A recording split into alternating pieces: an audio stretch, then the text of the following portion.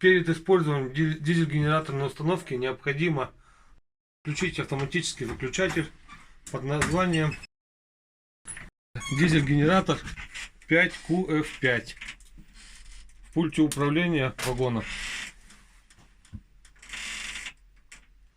Значит, при включении автоматического выключателя в пульте управления 5QF5 дизель-генератор, питание с инвертора подается на пульт управления дизель-генераторной установки на блок зарядки питания 12 вольт, который подается как на работу контроллера, так и подается на зарядку аккумуляторной батареи 12 вольтовой, которая находится в блоке дизель-генераторной установки.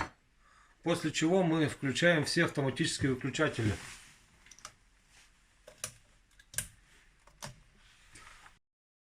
Перед тем, как запускать установку, надо в обязательном порядке включить автоматический выключатель SF2, который питает у нас подогреватель тосольной жидкости. Подождать, пока температура его не поднимется до параметров 40 градусов. После чего смотрим аварии, ошибки, проверяем наличие топлива. У нас горит индикаторы, что топливо 50 литров в расходном баке. Запуск дизель-генератора можно проводить как в ручном, так и в автоматическом режиме. Но обычно мы в ручном. Перед тем, как запустить, проверяем количество моточасов, которые у нас есть.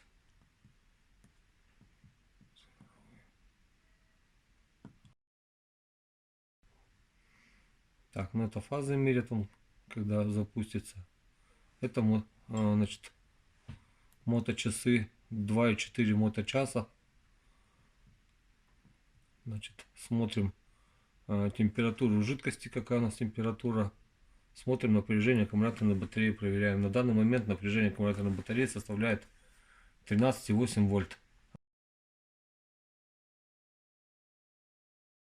Пуск мы переводим в ручной режим кнопкой автомат ручной и нажимаем кнопку старт красную. Через 8 секунд начинается запуск дизель-генератора.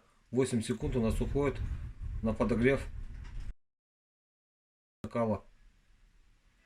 Сейчас что-то он будет говорить. Угу.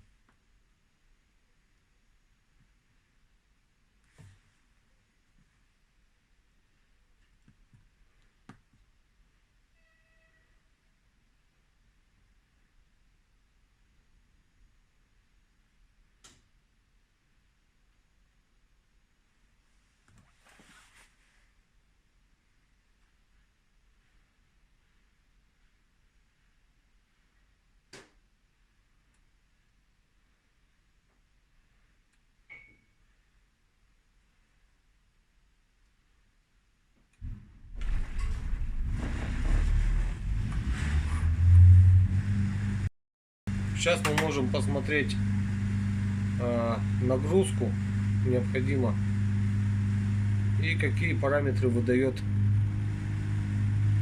Значит, заряд аккумуляторной батареи теперь у нас производится от генератора самого дизеля.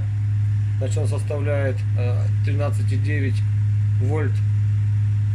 Смотрим теперь. Так, нам было напряжение, надо посмотреть линейное. Температура жидкости начинает расти помаленьку. Значит, моточасы, с ними все понятно. Значит, смотрим линейное напряжение на фидере. Оно составляет 230 вольт. После чего нам необходимо включить в режим электропитания путем переключения пакетников в ящики. В пульте управления шкафа выбор потребителей, то есть в режим питания номер 2.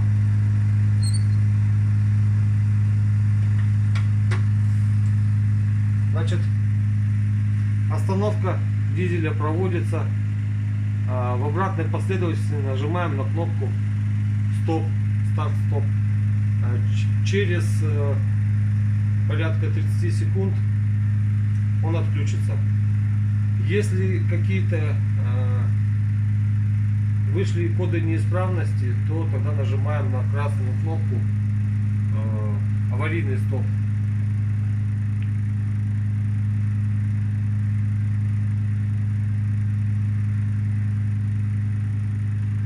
И в случае, если у нас появляется, значит, какая-то из ошибок, вот это будет показывать эти индикаторы, температура, давление, топливо, аккумулятор. Чтобы их сбросить, надо перейти в режим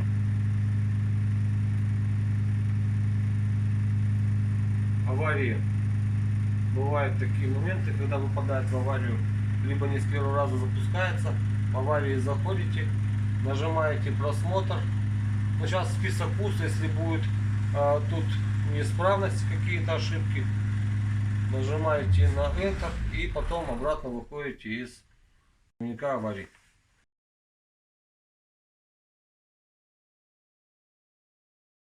Значит, со стороны кухни под вагоном рестораном расположен расходный бак емкостью 250 литров, значит, на котором находятся датчики уровня. Один у нас механический расположен за коробом, в коробе установлен насос перекачки, обогрев труб сливных, заливных. И там же находится электрический датчик уровня топлива, который выводится показания на пульт управления, находящегося в самом вагоне-ресторане в отсеке для ДГУ. Со стороны прохода находится основной отсек дизель-генератора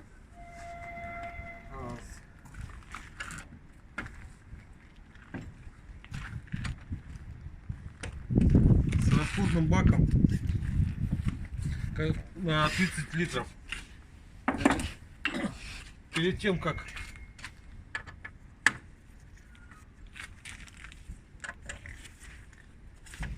период, точнее, проведения пленки состава и также самого пульта оборота, механик открывает люки дизель-генераторной установки, проверяет, чтобы не было течи, уровень масла, значит, вытаскивает щуп, проверяет работоспособность вибаста, значит, ну, соответственно, смотрит, чтобы нигде не было течи, и исправность спиропатрона, значит, установки пожаротушения дизель-генераторного отсека. Вот он находится. Значит, при осмотре дизель-генераторной установки также проверяются все крепления, чтобы не было кронштейнных трещин и тому подобного. Проверяется включение массы. И, соответственно, если все параметры выдержаны, в низковольтном ящике включается автомат ДГУ.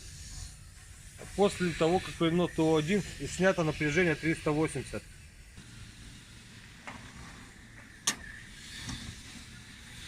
После снятия напряжения постороннего питания 380 необходимо вернуть в работу автомат под названием ДГУ.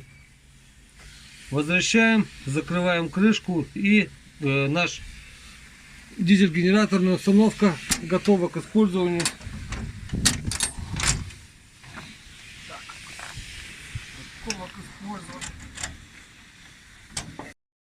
Проверяем включение автоматов управления блоком дизель-генератора. Для этого открываем пульт управления и включаем автоматические выключатели.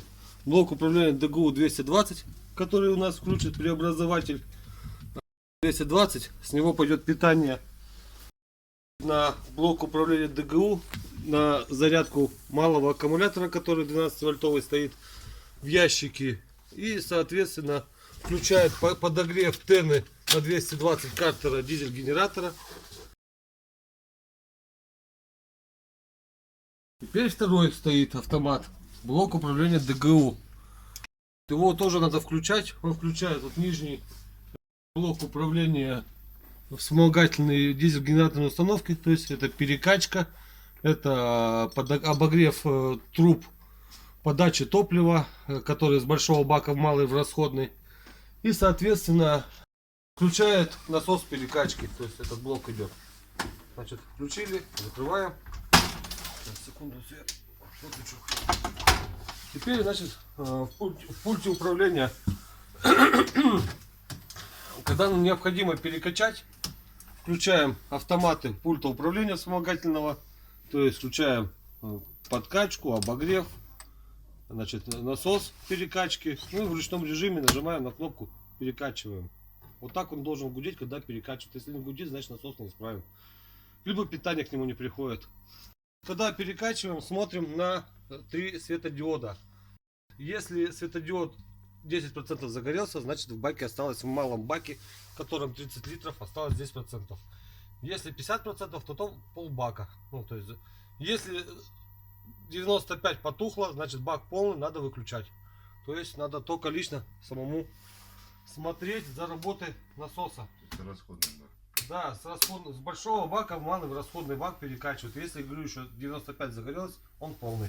Надо выключать, чтобы не было перелива. Были такие у нас случаи, когда нажали, и он работал, и там полный солярки бак. Не бак, этот ящик. Теперь включаем управление дизель-генераторной установкой.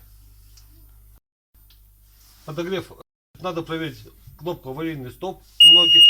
Многие бывают ее нажимают, и она во включенном состоянии дает стартануть дизелю. Значит, эти две кнопки, это выключение звука, это выключение сброс ошибок.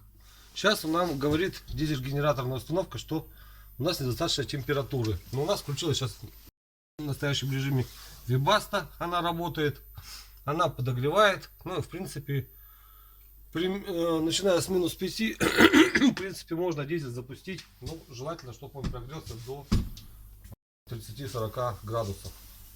Ну, то есть пусть он будет на подогрев. Значит, проверяем. Вот он показывает. Значит, напряжение батареи 13,3. Температура он не показывает, потому что она ушла в минус. Он начинает с плюсовых, ну то есть минус 1 и в плюсовую сторону. Здесь мы видим, что заряжается аккумуляторная батарея, потому что 13,4 вообще на 12 вольтовая. Значит, что у нас внизу работает зарядное устройство. Ну, давайте запустим. Значит, запускать мы будем на кнопку, вот на кнопку старт. Нажимаем, и у нас идет отсчет предпуска. Предпуск его можно перенастраивать. Это свечи накала, по-русски говоря. Они сейчас подогревают, смесь готовят к пуску дизель-генератора, и начинается прокрутка.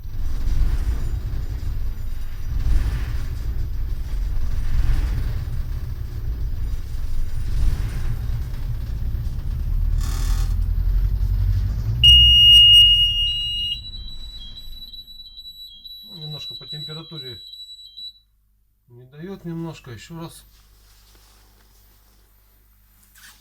Предпуск. Мы сейчас под нагрузку. Ну, я расскажу, как под нагрузку включается. Сейчас он.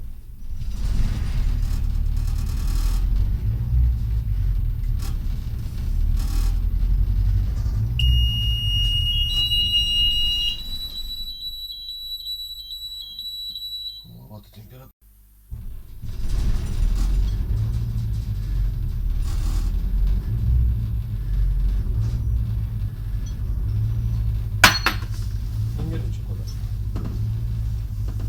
Все, в принципе, он уже выровнялся, он нормально работает. Теперь смотри, он работает, смотришь, когда он прогреется, примерно до 30 градусов. Вот сейчас он будет температуру набирать. Как он только нагреется до 30 градусов, 25, можешь включать силовые нагрузки. Силовые нагрузки включаются на пульте управления нажатием вот этой кнопки ДГУ. Ну, сейчас он на 380 стоит, да? Да, он 380 сейчас стоит.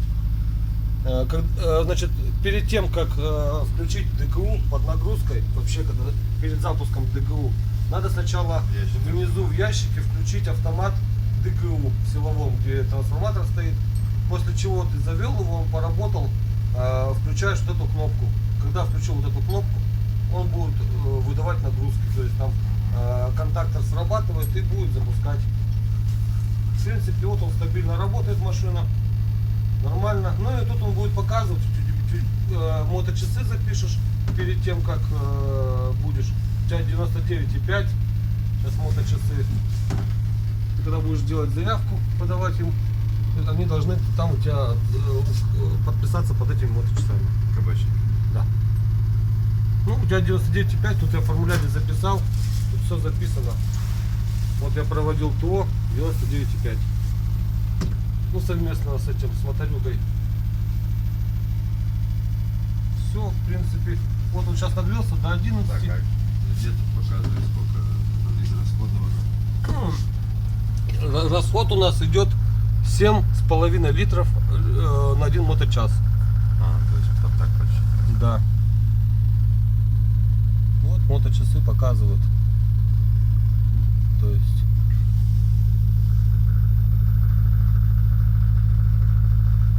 Ну, в принципе, он стабильно работает. На второй пойдем, да, еще тоже на всякий случай запустим. Пойдем запустим.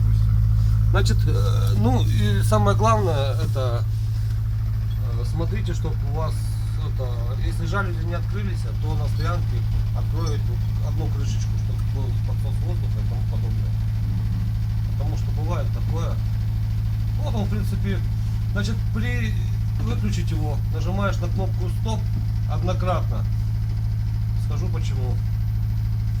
У него начинается, то есть сначала нагрузку снимаешь, потом нажимаешь на кнопку стоп. Значит, видишь обратный отсчет. Он отсчитывает это, во-первых, охлаждение самого дизель-генератора, вот отсчет. Обычно тут 2 минуты на охлаждение ему дается. После истечения этих 2 минут у него еще будет отсчет 30 секунд. Это на закрытие жалюзи, на закрытие заслонок и тому подобное. То есть после того, как вот этот отсчет пройдет, отсчет следующий, и выключаешь. Все. То есть, если, допустим, у меня предполагается по дороге станция, там час стоянки, то есть за полчаса до этого мне включить либо. Да, да, да. Подогрев будет у тебя всегда включенный, и зарядка аккумулятора, ну то есть вот этот верхний, а за час, за полчаса включаешь. Все. И еще раз, вот этот вот блок без включения вот этой кнопки работать не будет. Обязательно надо вот эту кнопку включить. Ну и с этой кнопкой аккуратно, она бывает она хрупкого исполнения. Просьба. То есть вот, ну я сейчас покажу, сейчас закончится это. А тут все подписано: насос, перекачка, обогрев. Но сеть, я полагаю, включена быть всегда. Ну, смысл. Сейчас смысла нету, когда ты перекачал топливо и все. То есть его включенным смысла держать нету. Сейчас тут зимняя у тебя солярка это залита. Немножко этого как